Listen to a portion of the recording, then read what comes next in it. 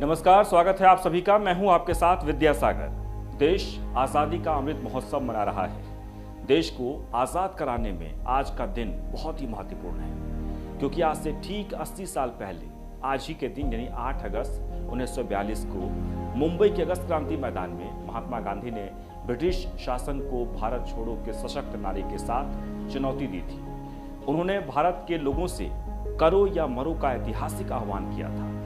भारत छोड़ो आंदोलन का प्रस्ताव रखते हुए उन्होंने जो ऐतिहासिक भाषण दिया था वो ब्रिटिश शासन के विरुद्ध अंतिम अहिंसक आंदोलन के रूप में स्थापित हुआ। आइए आपको बताते हैं कि 8 अगस्त 1942 को क्या कहा था महात्मा गांधी ने। प्रस्ताव पर चर्चा शुरू करने से पहले मैं आप सभी के सामने एक या दो बात रखना चाहूंगा। मैं दो बात को साफ साफ समझना चाहता हूं और उन दो बातों को मैं हम सभी के लिए महत्वपूर्ण भी मानता हूं। मैं चाहता हूं कि आप सब भी उन दो बातों को मेरे नजरिए से ही देखें, क्योंकि यदि आपने उन दो बातों को अपना लिया तो आप हमेशा आनंदित रहोगे। यह एक महान जवाबदारी है। कई लोग मुझसे यह पूछते हैं कि क्या मैं वही इंसान हूं जो मैं 1920 में हुआ करता था, और क्या मुझ में कोई बदलाव आया है?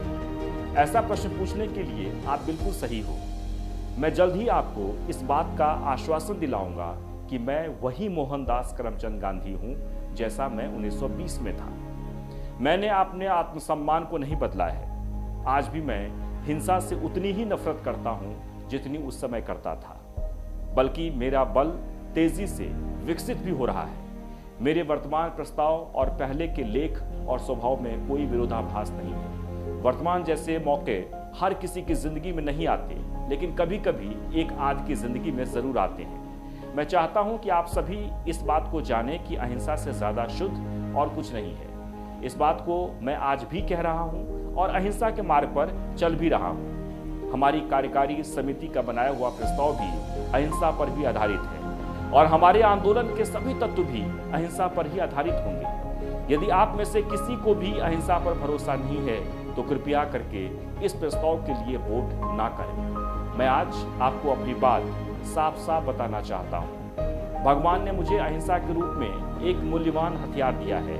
मैं और मेरी अहिंसा ही आज हमारा रास्ता है। वर्तमान समय में जहां धरती हिंसा की आग में झुलस चुकी है और वहीं लोग मुक्ति के लिए रो रहे हैं, मैं भी भगवान द्वारा दिए गए ज्ञान का उपयोग करने में असफल रहा हूं। भगवान मुझे कभी माफ नहीं करेगा और मैं उनके द्वारा दिए गए इस उपहार को जल्दी समझ नहीं पाया। लेकिन अब मुझे अहिंसा के मार्ग पर चलना ही होगा। अब मुझे डरने की बजाय आगे देखकर बढ़ना होगा। हमारी यात्रा ताकत पाने के लिए नहीं, बल्कि भारत की आजादी के लिए अहिंसात्मक लड़ाई के लिए है। हिंसात्मक यात्रा में तानाशाही की संभावनाएं ज्यादा होती है, जबकि अहिंसा में तानाशाही के लिए कोई जगह ही नहीं है। एक अहिंसात्मक सैनिक खुद के लिए कोई लाभ नहीं करता, वह केवल देश की आजादी के लिए ही लड़ता है।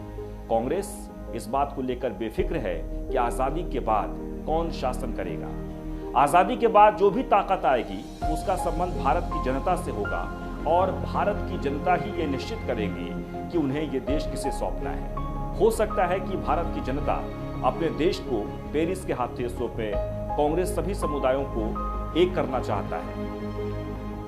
आजादी के बाद जो भी ताकत आएगी उसका संबंध भारत की जनता से होगा और भारत की जनता ही ये निश्चित करेगी कि उन्हें ये देश किसे सौंपना है। कांग्रेस सभी समुदायों को एक करना चाहता है, न कि उनमें फूट डालकर विभाजन करना चाहता है। आजादी के बाद भारत की जनता अपनी इच्छानुसार किसी को भी अपने देश की कमान संभालने के लिए चुन सकती है और चुनने के बाद भारत की जनता को भी उसके अनुरूप ही चलना होगा। मैं जानता हूं कि अहिंसा परिपूर्ण नहीं है और ये भी जानता हूं कि हम अपने अहिंसा के विचारों से फिलहाल कोसों दूर हैं, लेकिन अहिंसा में ही अंतिम असफलता नहीं है। मुझे पूरा विश्वास है छोटे छोटे काम करने से ही बड़े बड़े कामों को अंजाम दिया जा सकता है। ये सब इसलिए होता है क्योंकि हमारे संघर्षों को देखकर अंततः भगवान भी हमारी सहायता करने को तैयार हो जाते हैं। मेरा इस बात पर भरोसा है कि दुनिया के इतिहास में हमसे बढ़कर और किसी देश ने लोकतांत्रिक आजादी पाने के लिए संघर्ष किया होगा। जब मैं पेरिस में था तब मैंने कार्लाइल फ्रेंच प्रस्ताव पढ़ा था और पंडित जवाहरलाल नेहरू ने भी मुझे रशियन प्रस्ताव के बारे में थोड़ा बहुत बताया था। लेकिन मेरा इस बात पर पूरा विश्वास है कि जब हिंसा का उपयोग कर आजादी के लिए संघर्ष किया जाएगा तब लोग लोकतंत्र के महत्व को समझने में असफल होंगे। जिस लोकतंत्र का मैंने विचार कर रखा है उस लोकतंत्र का निर्माण अहिंसा से होगा, जहां हर किसी के पास समान आजादी और अधिकार होंगे, जहां हर कोई खुद का शिक्षक होगा। और इसी लोकतंत्र के निर्माण के लिए आज मैं आपको आमंत्रित करने आया हूं। एक बार यदि आपने इस बात को समझ लिया तब आप हिंदू और मुस्लिम के भेदभाव को भूल जाओगे। तब आप एक भारतीय बनकर खुद का विचार रखोगे और आजादी के संघर्ष में साथ दोगे। अब प्रश्न ब्रिटिशों के प्रति आपके रवैये का है। मैंने देखा है कि कुछ लोगों में ब्रिटिशों के प्रति नफरत का रवैया है। कुछ लोगों का कहना है कि वे ब्रिटिशों के व्यवहार से चिढ़ चुके हैं। कुछ लोग ब्रिटिश साम्राज्यवाद और ब्रिटिश लोगों के बीच के अंतर को भूल चुके हैं। उन लोगों के लिए दोनों ही एक समान है। उनकी यह घृणा जापानियों को आमंत्रित कर रही है। यह काफी खतरनाक होगा। इसका मतलब वे एक गुलामी की दूसरी गुलामी से अदला बदली करेंगे। हमें इस भावना को अपने दिलो दिमाग से निकाल देना चाहिए। हमारा झंडा ब्रिटिश लोगों के साथ नहीं है, बल्कि हमें उनके साम्राज्यवाद से लड़ना है।